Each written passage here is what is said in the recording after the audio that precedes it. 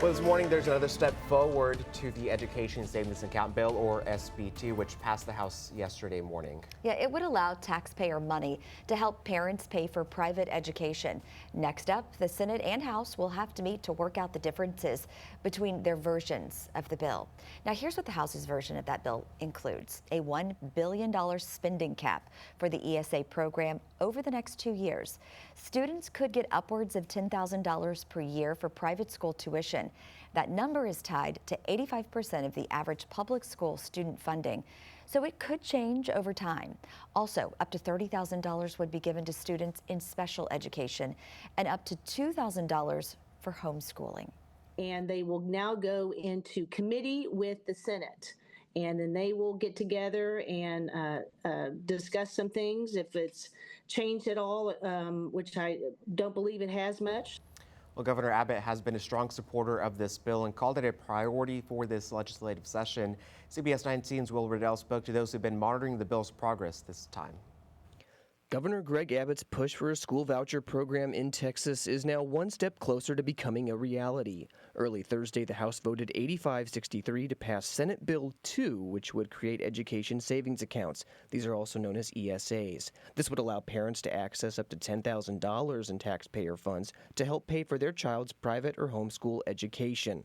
Jay Ferguson, head of school at Grace Community School in Tyler, says SB2 offers the solution for students who don't thrive in traditional educational settings.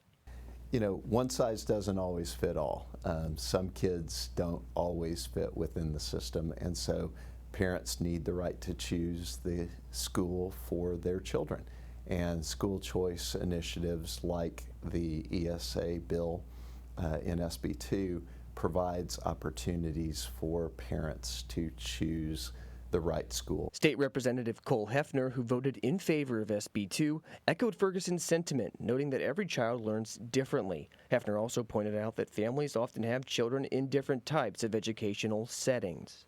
Kids learn very differently. I have 7 kids of my own and a granddaughter, and you know, they just have different learning styles. We've heard of families that have one kid in public school, one kid in private school, one kid that's homeschooled in the same household.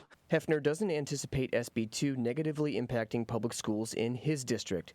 Steve Clugston, the superintendent of Pine Tree ISD in Gregg County, expressed concerns about the lack of oversight for private schools receiving taxpayer money. Clugston says he values fairness and wants all schools to follow the same rules. I deal with kids, and kids like things to be fair. You know, I think we all do.